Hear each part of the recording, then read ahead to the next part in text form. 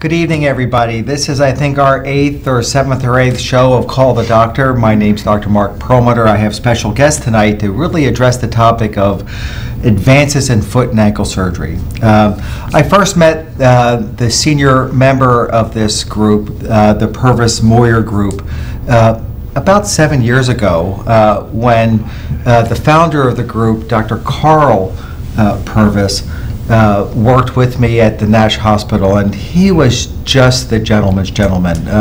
The first time we met, he was a little put off because orthopedists and podiatrists somewhat compete with each other for the same type of work to some degree.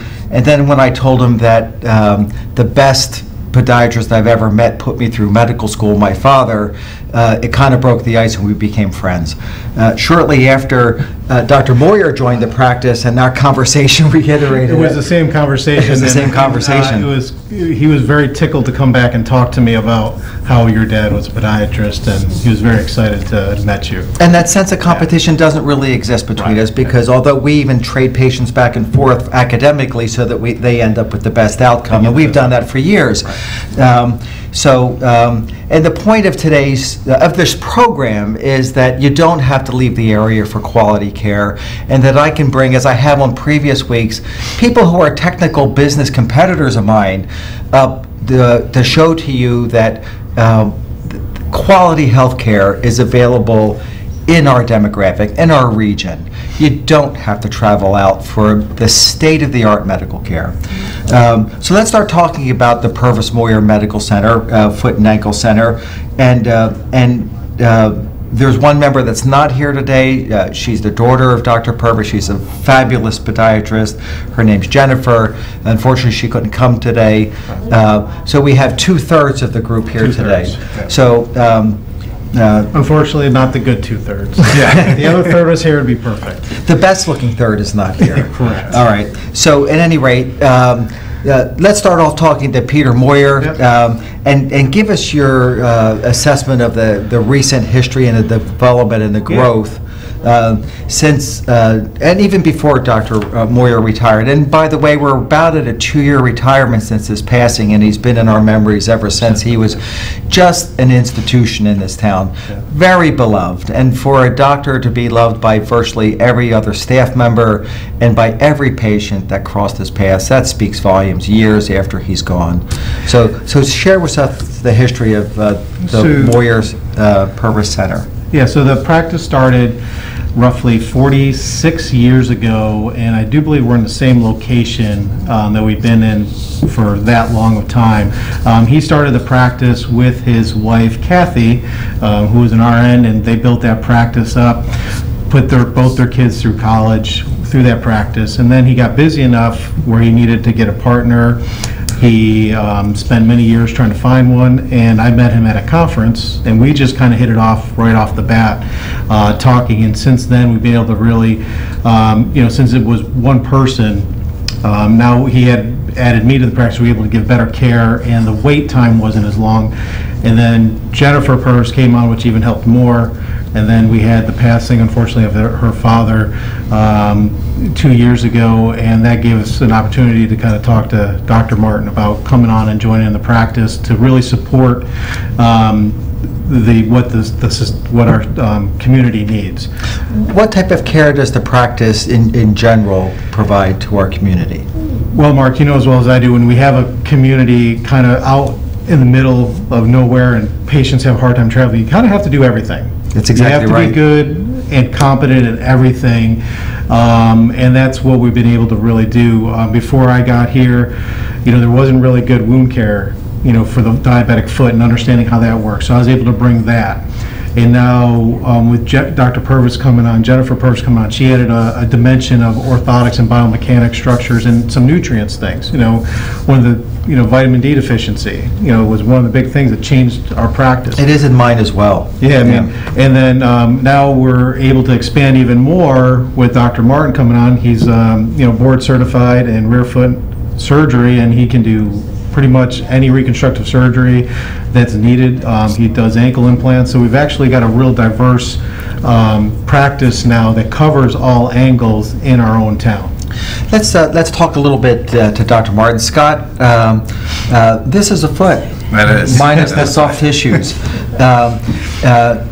Dr. Moyer just mentioned the difference, or hinted at the difference between hind foot, midfoot, and forefoot. That's right. You have specialty training. I do. Right. You're not your average Joe.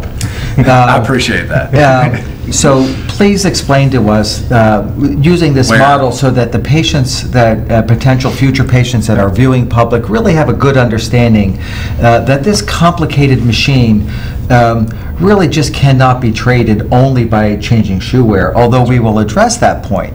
So let's zoom in on this foot and ankle model and share with us the type of things that you bring to this illustrious practice. So one thing you notice right off the bat is the number of bones in the foot. And so 26 bones in the foot. They all have their own ailments that patients deal with on a regular basis, especially people who spend a lot of time on their feet.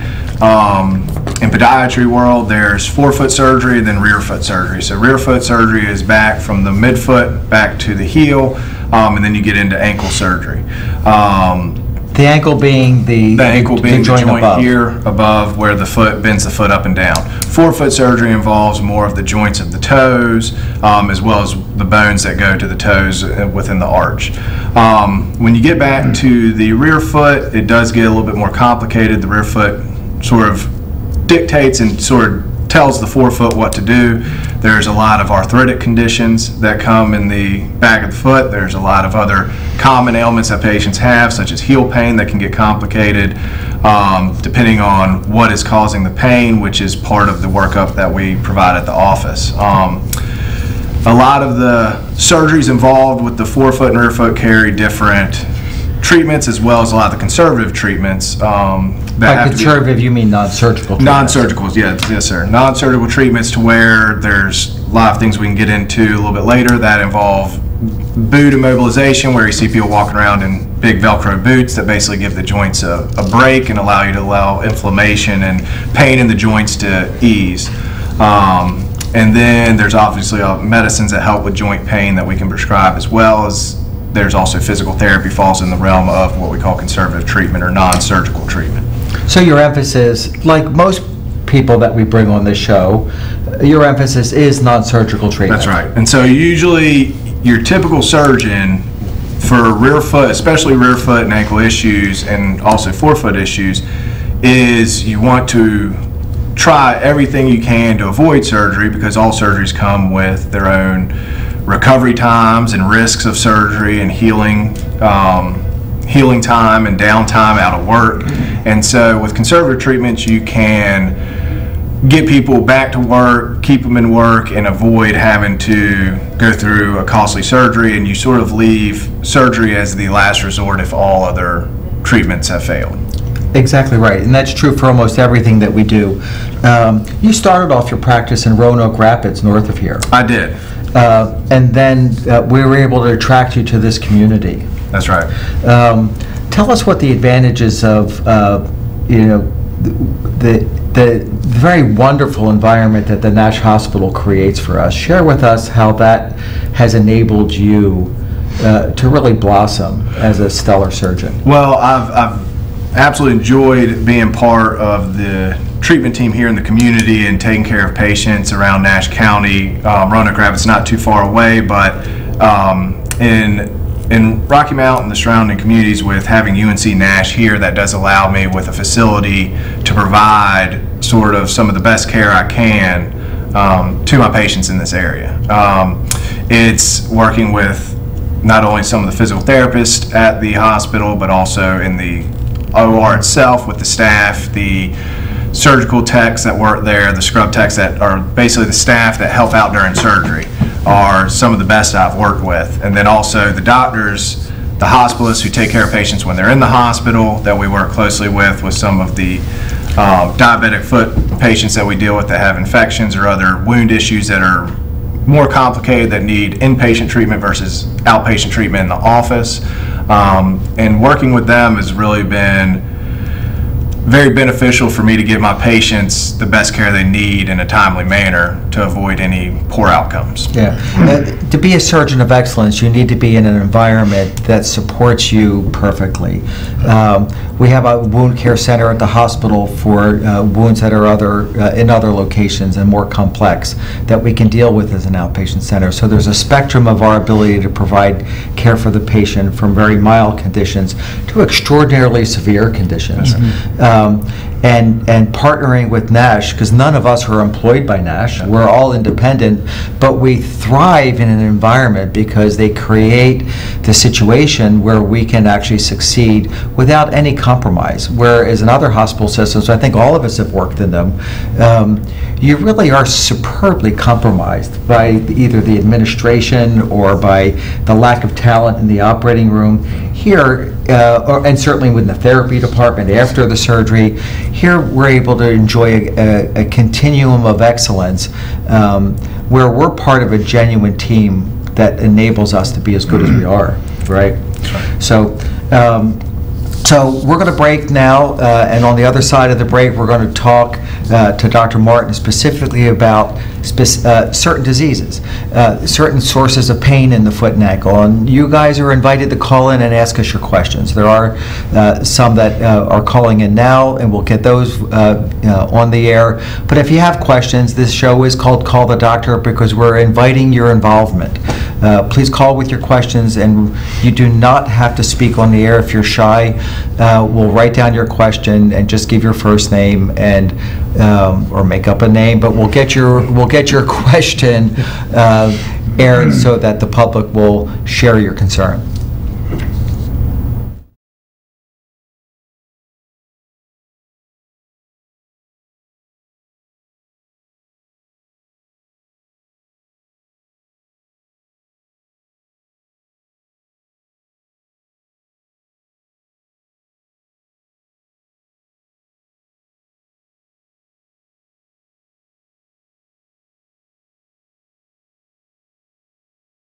The Dunn Center for the Performing Arts is hosting the spectacular group Point of Grace, an all-female contemporary Christian group, on Saturday, September 11th at 7 p.m.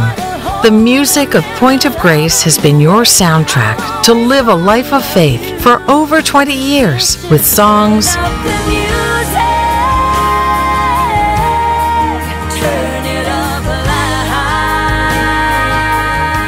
Point of Grace lives to share their musical talents with their fans, performing for the glory of God. So join them Saturday, September 11th in a night of praise and worship at the Dunn Center. Get your tickets now for this amazing experience online at www.dunncenter.com. For more information, call 252-985-5197. We're in our 18th year of practice at the Hammer Chiropractic Center, and we've seen over 15,000 different people in the Rocky Mount area. 40% of headaches actually come from a neck problem. Many patients come in taking multiple aspirin, over-the-counter medications and such a day, and we can get you to stop doing that and actually fix the problem so the headaches don't rise anymore. A lot of people think chiropractic hurts. It does not. Most of the people come in and they feel great when they leave.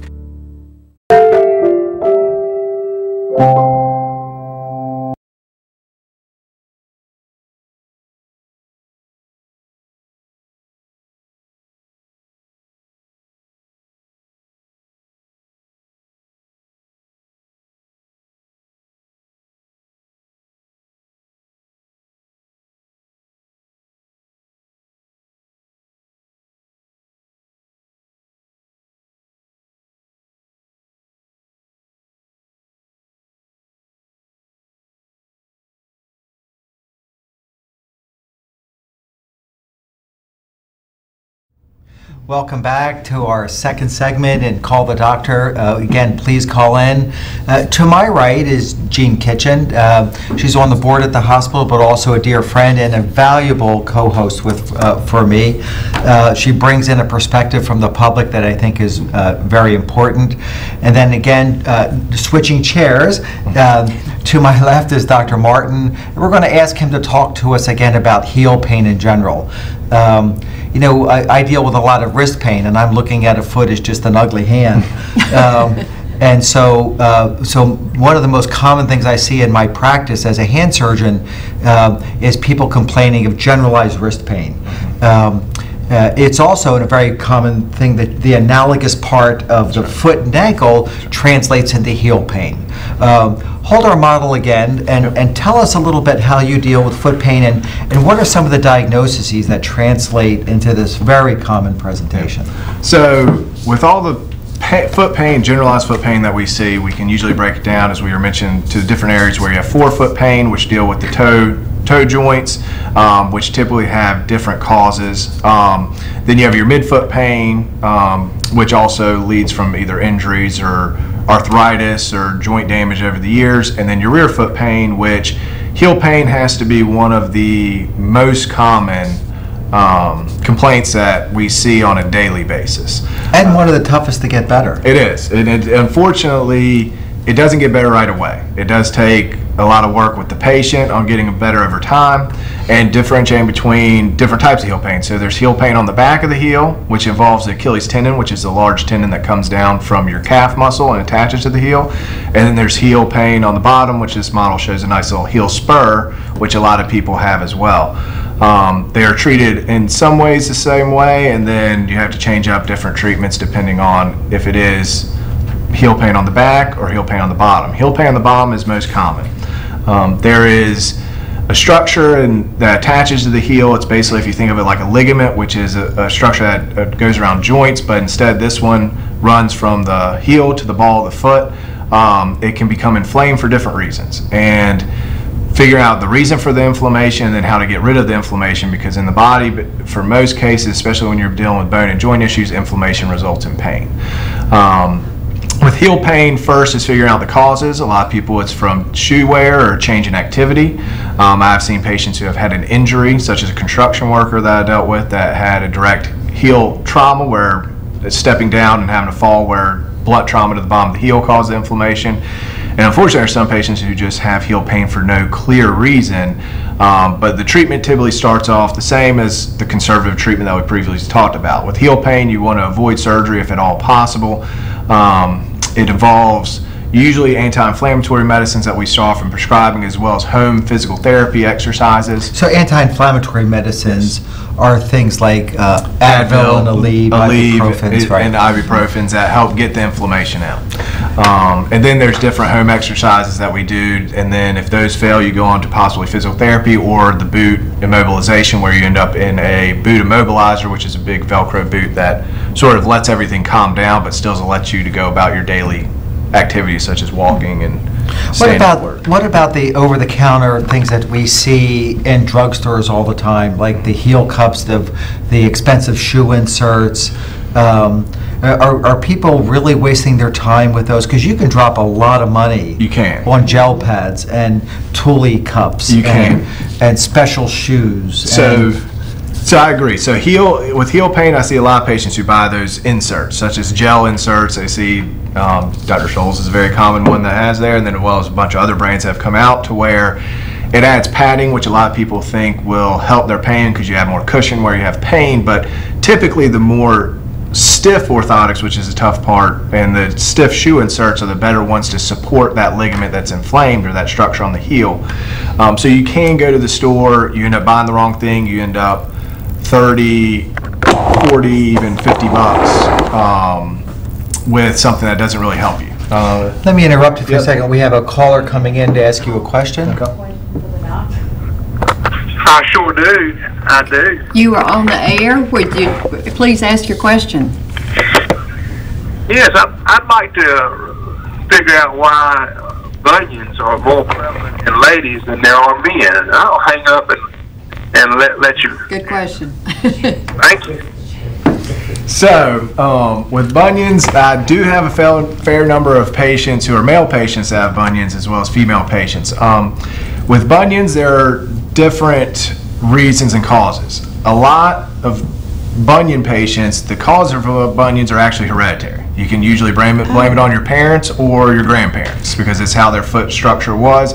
And the foot structure is how the bones develop when you're a baby, and then through time, how they change over time. So the message is learn to pick your parents. There you go. Right. So, and so, because most patients I have, they say, oh, I have my father's feet, or I have my grandmother's feet. And Don't we all? That's Right. true, it's to some degree. And so, there are some shoes that can, if not cause it, but aggravate the symptoms of where it become more symptomatic. And so, where a lot of male patients and female patients will have bunions, some female patients will wear shoes that aggravate it more to where it'll be tighter fitting shoes. Typically, everyone thinks of like tight fitting high heels. With pointy toes. With pointy toes. And so that's going to rub the prominent bone, which is just the bone sticking out from the bunion.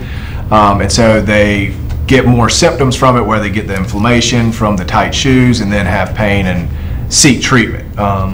Men are just more common, not all men, but a lot of men are more common to wear wider shoes that won't aggravate the bunion as much, so then if it doesn't hurt, they don't really complain about it. And So the bunion may be there, but is more aggravated by things. by the shoes, that's So, correct. so way back in 1270, 1275, if my history is recalled right, there was a fellow called Marco Polo. He travels to China and Japan, and he brings back some very elegant women to demonstrate how far advanced the Japanese society was. In fact, the book he wrote was called The Golden Society.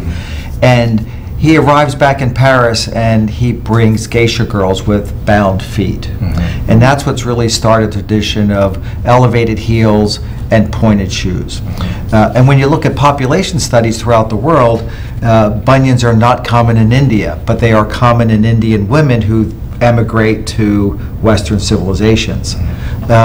Even though they're carrying with them the genetic predisposition, and by that I mean your family has, all diseases have are predisposed by a genetic history or a genetic allowance. There are diseases that run in my family that may not run in yours because of a genetic predisposition. So it is true that Western shoe wear, the very pointed shoe wear, for which even running shoes, if you can just ask them to hold, we have another call coming in, but even Nike running shoes are too pointed. Yes. You know, and there's a plethora of shoes, or a lot of different varieties from Skechers to Allbirds that are showing with a wider toe box now. That's right. And by a toe box, I mean the part of the shoe that encompasses your toe. You don't have to have one that puts them in a vice grip. Yep, that's Right. correct. That's correct. Now, as a person gets older, don't they lose fat on the bottom of their feet so it makes them more sensitive? So some patients do. Everybody's different, and with patients who over time can lose the fat pad on the ball of their feet, because we are naturally born with a nice fat pad on the heel as well as the ball of the foot, that's our natural cushion. And some people's thin over time, which then you have to evaluate it for certain inserts. Okay, hang on. Excuse me, let's no go ahead and problem. take this. You're on the air. What's your question, please? Hey, I was just going to ask what you would do for a callus that just keeps coming back. Okay. Good question. So with the callus that keeps coming back, there's there's several different possible causes. A lot of times the average callus or thickened hard tissue that a lot of people get on the bottom of their feet or on their hands, depending on what kind of work they do, comes from rubbing or pressure areas, to where the skin responds to those pressure areas, becomes thicker over time, and then can become painful. There's also other issues with the foot that we deal specifically with. Sometimes callus tissue can be from an issue such as you see commonly in kids, plantar warts, to where they get a plantar wart on the bottom of their foot. That causes callus tissue around that. And so you have to treat it depending on what is truly causing it. If it's coming from pressure, that comes to the shoes you're wearing, to the inserts that you have in your shoe, or if you have adequate support, or if you're wearing, such as from personal experience, when I played soccer when I was younger, which I do not play anymore, the tight soccer cleats always cause callus on the inside of my feet just because of how tight they were around the ball of my foot and would rub on the inside of my big toe and cause a callus. I don't wear soccer cleats anymore, so now I don't deal with the callus.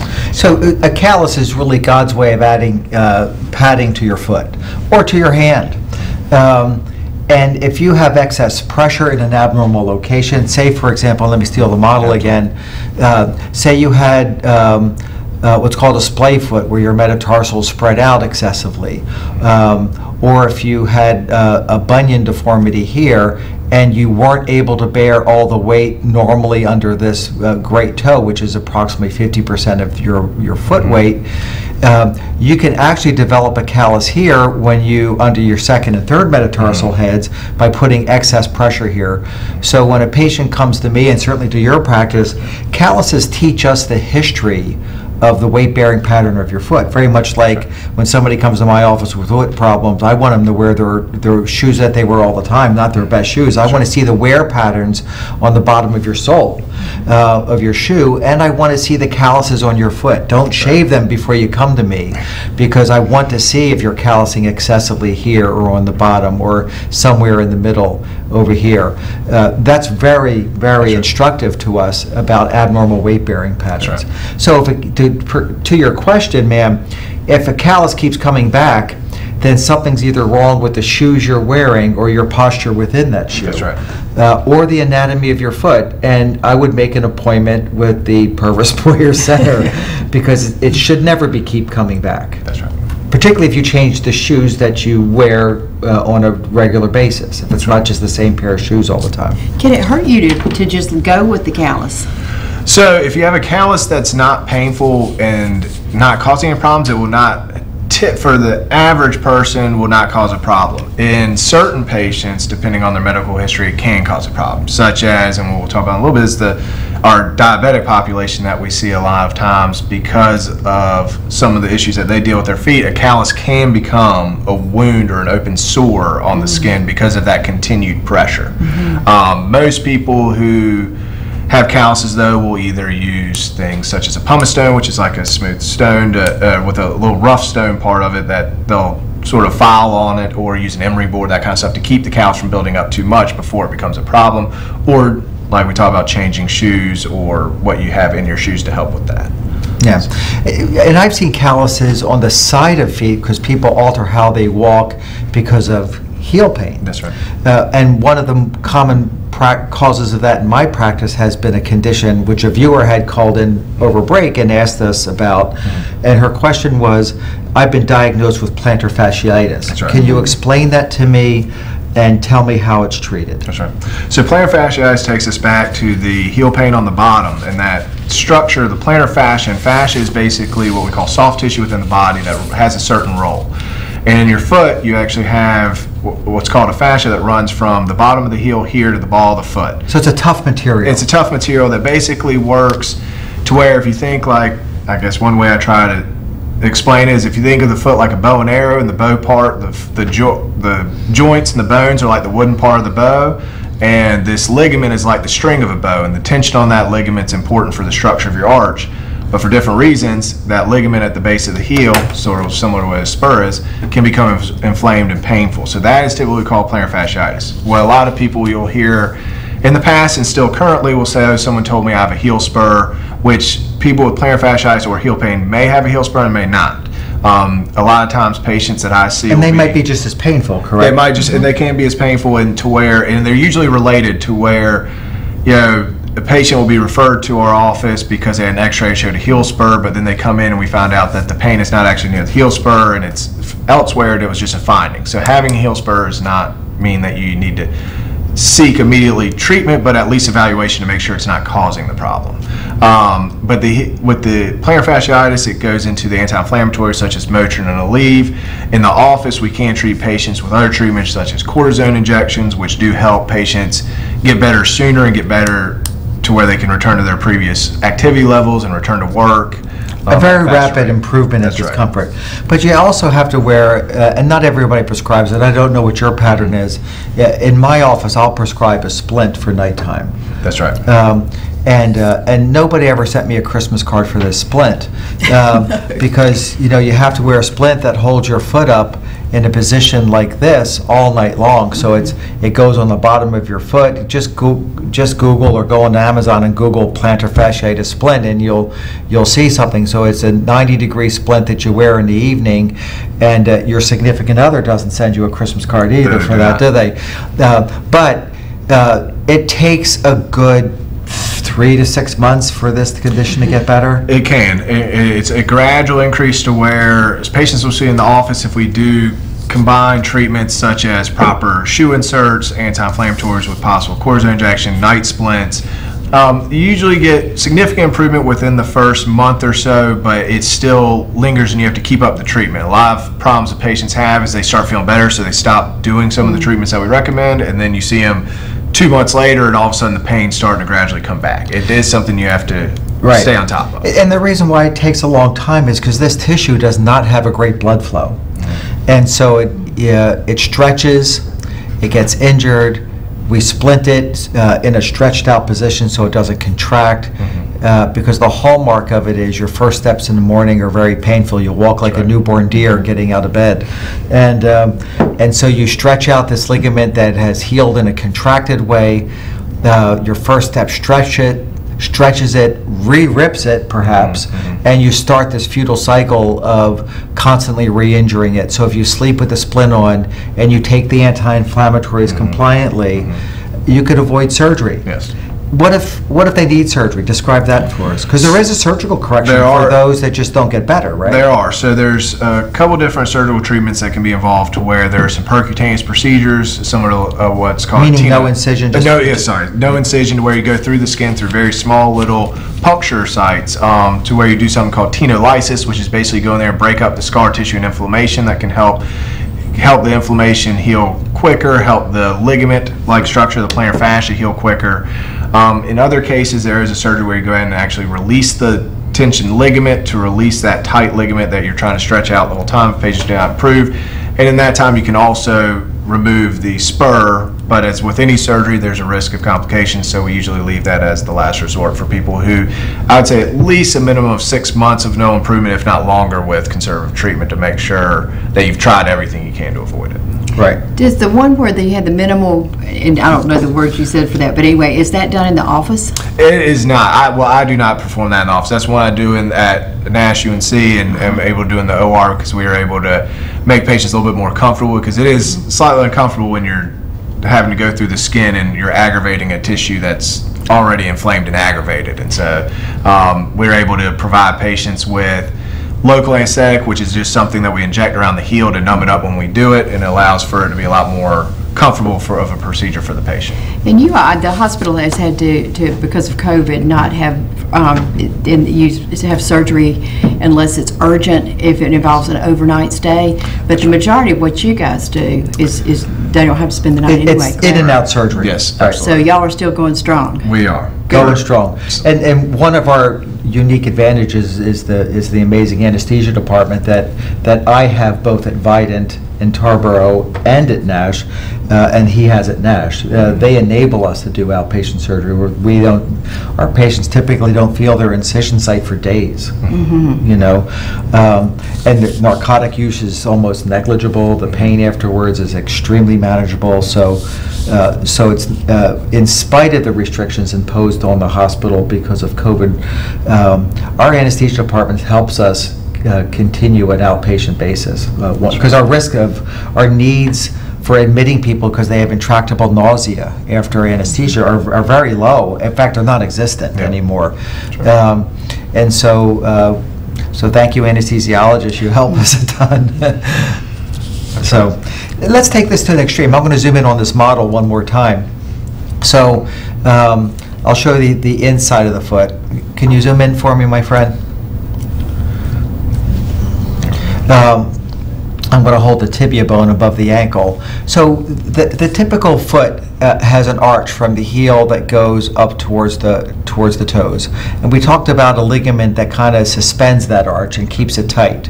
There are people who are born that have just the opposite condition, where instead of an arch, they have a very flat foot. Right. And I think our government very inappropriately kept people out of the Army for flat feet, when it was really the opposite, the high arched foot that was very rigid, that broke metatarsal bones. These are the metatarsal bones when people were forced to march in boot camp.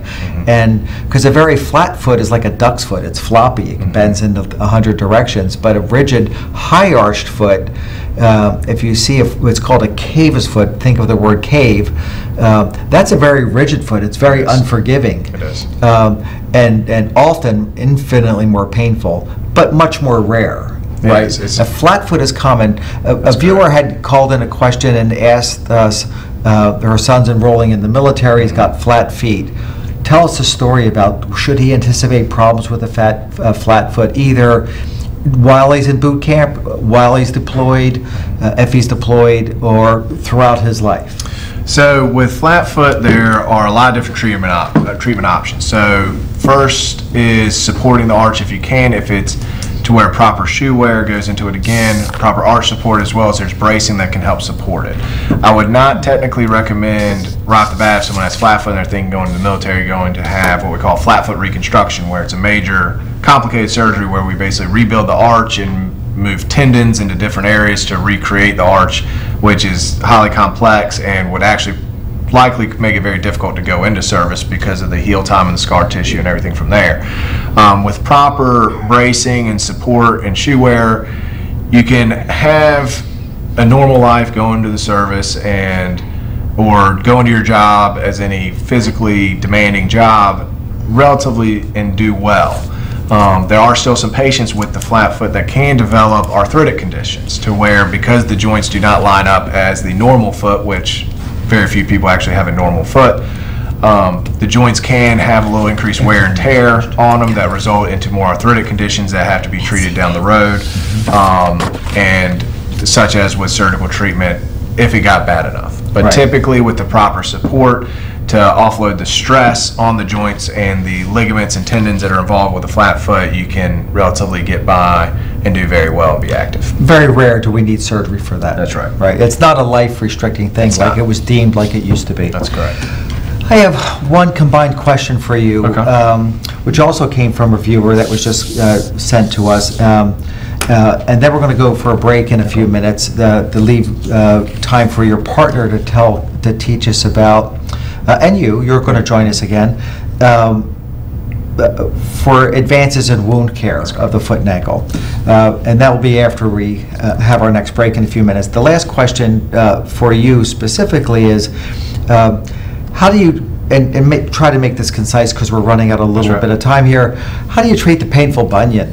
And if there's hammer toes, can you fix them non-surgically, or do you always have to have a surgery for them? And tell us what a hammer toe is. So bunions and hammer toes. So bunion is basically where the metatarsals I talked about are malaligned, or where it sticks too much to the inside of the foot, causing the big toe to go towards the smaller toes. Hammer toes are where the toes become contracted and they sort of bend up, and there's different types and causes for hammer toes. Typically with bunions and hammer toes, you can try splints, or with bunion they have little splints you can wear at night, but truly the problem is the alignment of the bone. So the only way to truly get rid of it is surgery to realign the bone, but that could be a very lengthy recovery and it's not always the most comfortable recovery. So to stay zoomed in, one would expect pain on this is the inside of the foot, this is the pinky toe. One would expect pain at the base of the big toe. That's right. And if that exists, even when they're not wearing shoes, or even after they change shoes to what they consider an ugly Mary Jane style, then or a Birkenstock or something like that, if that pain persists in there, that's when they should really be seeking advice from you. That's correct. And because there are things that we have that available to patients to pad those areas, make them feel better so you can still tolerate certain shoes and avoid surgery. Hammer toes you can treat by padding and avoiding from rubbing in shoes. The only way to truly straighten it out is to go in there and surgically straighten it out. But there are treatments to avoid the discomfort from it, but it will not reverse the angle of the toe or how prominent the bone is. So the lesson to our viewers then is there are some conditions that are painful that if they don't get better and they persist, then the right answer would be to seek a consultation. That's right. And we have and nowadays to where if it does not improve over time, usually several months of treatment, that there is advances that we have now in correcting of bunions and hammer toes. With bunions a lot more, there's different procedures such as a Lapiplasty procedure coming up to where it allows for a lot more long-term better results for patients that we provide here. that you have to travel otherwise to Greenville or Raleigh to find other surgeons who do similar procedures. Right, and it's not necessary to make that trip. That's right. Right. So as a segue into our commercial and into the next segment and last segment of our show, let me share with you that I had a patient 2 weeks ago with hammer toes, and this patient was diabetic. And the toes were so hooked down that they rubbed abnormally against each other and against the bottom of his shoe, and they ulcerated, and he got infected, and it got infected into his foot, and it required multiple toe amputations.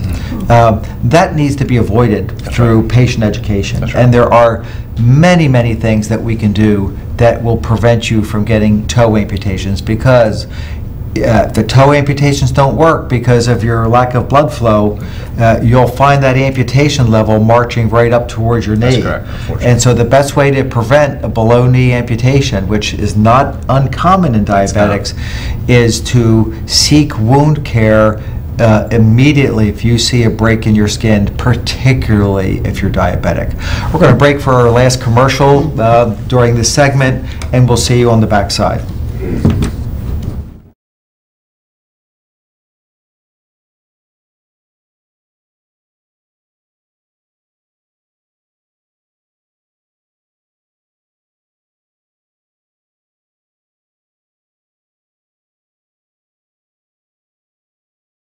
The Dunn Center for the Performing Arts is hosting the spectacular group Point of Grace, an all-female contemporary Christian group, on Saturday, September 11th at 7 p.m. The music of Point of Grace has been your soundtrack to live a life of faith for over 20 years with songs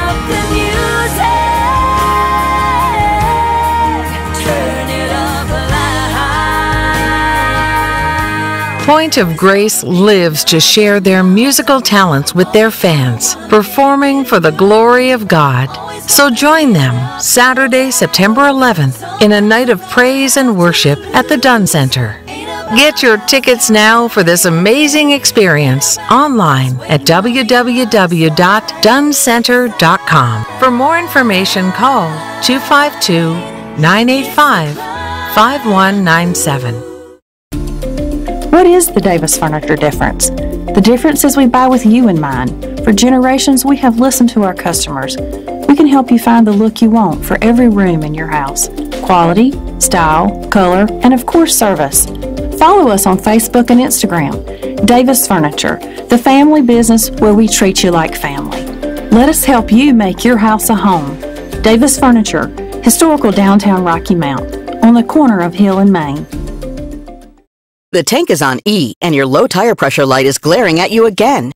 You do not have time to wait in line and pay to put air in the tires, and you certainly don't want to get out of the car in the cold and pump gas. What if you could pull up to a gas pump and have an attendant run out to greet you to pump your gas, clean your windshield, and put air in the tire, all for no extra charge, while you step inside and enjoy a made-to-order breakfast or lunch? Does that kind of full service exist anymore? It does, at JD's Grocery & Grill, a service station created to bring back the full-service experience to all customers. JD's Grocery & Grill is a full-service gas station. Eat in restaurant with tasty made-to-order food and a grocery store all in one. The staff at JD's Grocery & Grill is ready to field all requests and will help you find anything you need. Call them today at 252-972-5000 or stop on by at 1240 Atlantic Avenue. Store hours, Monday through Saturday, 6 a.m. to 6 p.m. Grill hours, Monday through Saturday, 6 a.m. to 2 p.m. JD's Grill & Grocery, at the heart of great food.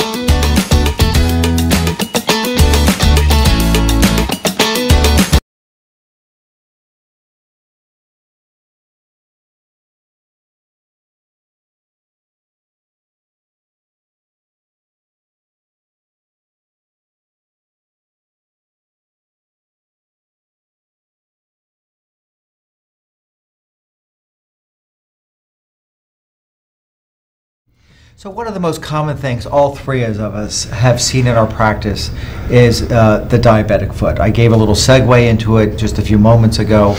Diabetes affects us in a horrible way for those of us who have it because it alters our sensation and it decreases our blood flow to the parts of our body that are farthest from our heart. Right. And so when we deal with tissues that are compromised because you can't feel it, and because so you don't know how much pressure you're putting on it, your shoes could be too tight and you'll never know it because the nerves stink coming back telling your brain, hey, you're putting this shoe's too tight. Yep. Or you're putting too much pressure on your heels, shift around. If your brain doesn't know that, you keep the pressure on it, you can get an ulcer and then it can get infected and you can lose a body part. Or you can go to a wound care center that has a specialty interest in treating wounds of the foot and ankle. And so when you have a compromise in nerve, it's called a neuropathy. And when you have a compromise in blood vessels, it's just a blood flow pathology, both of which are common in diabetics. There's other conditions for sure. I have a patient with Hansen's disease or leprosy, an old scourge of the world, and that's a blood flow problem and a nerve problem. But overwhelmingly, the biggest problem is diabetes. So tell us what's new in managing the diabetic foot ulcer or just ulcers in general, wound problem that we see particularly in the foot. Okay. Well, I think we'll start with the basics. You know, I always tell my patients neuropathy is the root of all evil, which comes from elevated sugar. So we got to keep our sugar under control to prevent the neuropathy. After you get neuropathy, you develop calluses, and this is where we were talking a little bit earlier about how some of the calluses can become open wounds. Then once these calluses, particularly a tender callus, because you're going to have a wound underneath of a thick callus. Right, and then the big problem, what I kind of try to educate my patients with is if you have a callus, we need to see you at least twice a year, at a minimum. And then I educate them on looking for little blood dots inside the callus. That means that there's like injury to the tissue.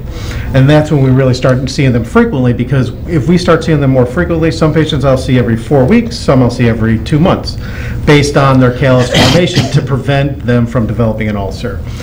Because if they develop an ulcer, then it can usually it becomes a pretty significant deal, and if that ulcer gets infected, you're 120 times more likely to have an amputation. So I think it's really important to do the preventative stuff and with education. Some of the new things we're looking at, we talk about circulation. One of the new things we're looking at is I just actually been playing with this little device here, and this actually looks at oxygen content in the skin. And you can see there's looks like my fish finder there. Yes. And you can see right over in this area here, there's some bluish parts over here, and it actually kind of tells you how much oxygen is in the tissue. So I've been using this device so that my patients, I'm like, hey, see, red is good, blue is bad. So it's allowing them to really visualize how their circulation and their oxygen content is in the skin. You place this over a foot, and it gives you a blood flow mapping. So right, this is a camera. Okay, so that's a thermal camera. Right. Right, and so as you hold that over parts of the foot, this image shows up to you, and it's color-coded so that the areas of red are good. And the blue is bad. So if you see a corner of the forefoot or a side of a heel that has bad blood flow, this thermal camera will be wonderful in telling you really what the story is. Right, and they've actually done studies where they've used it for showing that hyperbaric oxygen, which our local wound care center has, that shows that they can increase the oxygen level at the skin there, and then the wounds can continue to heal. So that's like but I think patients too like pictures. They really like to have a picture of things. The other thing we got that we've just kind of been playing with here, because I like toys, my staff is always like, oh, you got another gadget, you're coming in. Now this is a pretty neat device too. This is looking at bacteria, Mark. So it regulates a 10 to the 4th bacteria, which is an infection. So I don't know if you can really zoom in onto this at all. So 10 to the 4th bacteria is more concerning for an infection. So it's a great number of bacteria. So we all have bacteria on our skin, but if we have 10 to the 4th power, that's a tremendous number of bacteria, and so that they give us off a certain wavelength of energy that this picks up. Correct, and it also tells me what kind of bacteria. So this camera tells me if it's green, it's a certain bacteria, I know how to treat it. And you can see here, that has that little bit of red on there. You can kind of see the red up there in the corner, and that's telling me that there's a different type of bacteria. So I know how to treat the patient, what antibiotic to give them. And save a trip to the operating room. And save a trip to the operating room. And I can go in there with like a scalpel or a sharp instrument and clean that bacteria off there before they even leave it, and I get rid of that bacteria and able to do that. That's phenomenal. So That's it's really absolutely been phenomenal. So these are some great little toys that we've been playing with. We also been getting into grafting and stem cell research in some of these patients, where we're using amniotic grafts, which are grafts from a female that had a C-section. You know, the amniotic sac that goes around the baby is processed. It has lots of good nutrients, growth factors to help these wounds heal. We talked about that a couple of weeks ago with Yeah. Dr. Martin, who was phenomenal, and those who saw that show we really emphasized that in a very safe way you can stimulate the healing by adding, stem Right. cells or stem cell derived products. Growth factors. And then the other, another thing we've just introduced in our office this year is something called ultramist therapy, which uses ultrasound to help kill bacteria on the wound, and it also causes you to grow new blood vessels. It causes those wounds to actually increase the blood flow to the Really the wounds. problem with the diabetic foot anyway, isn't Correct. it? Correct. So it's funny, I was telling you earlier, I didn't even want to do this stuff when I first got here, and 14 years later, I love healing the patients. The technology is fun. And you know what the best thing is? You really get to know your patients, because you do have them for a long time, and you get to know them Well, and help educate them. their fundamental disease isn't really going away. If you're a brittle diabetic, that's way past the borderline diabetic. Right. You're going to be afflicted or affected with that disease probably for the rest of your life. Right. It would be nice to spend the rest of your life with both your feet. My brother lost his leg from diseases, and it altered his life tremendously. And I believe it was the cause of him losing his life when he was a year younger than I. So the technology that you bring to the table to save this foot and ankle from being thrown away from a surgery is really tremendous. Yeah, right? and the technology gets better and better. The other thing we are getting into is the understanding the biomechanics of the foot. Like, why do you get a callus in one area and not another area? And that's one of the things Dr. Martin and Dr. Purvis and I, we all really look at, is to make sure we have a good balance of the foot. Like you were talking about with the toe patient that you had that had the bad hammer toes. There's simple procedures that are available if we get those patients early enough. Right. That we can talk Procedures to them that about. can save, again, a trip to the operating room with right. a little bit of numbing medicine in the office, Yeah, correct? they're very simple. When you have a hammer toe and your toe is bent, you can just put some little numbing medicine in there, nip the little tendon on the bottom of the toe, Straightens it right right out, and you don't get a bone infection, you keep your toe, and you don't have to go to the hospital. And you may keep your foot. Correct. Right. So, we're going to terminate today's show in a minute. I want to take, like I do at the end for the last several shows, make a quick comment about not just saving feet, but saving lives. There's two ways in our society now that we can save a life. One of them is to wear a mask, like my partner is doing to my left, and the other one is to get vaccinated. We have a killer disease out now. The Delta variant is much more like an alpha timber wolf compared to a newborn poodle, the last disease. It's infinitely more infectious, and there is a reason why over 97 to 98% of all doctors are vaccinated. Do you think we know something that you don't know by now?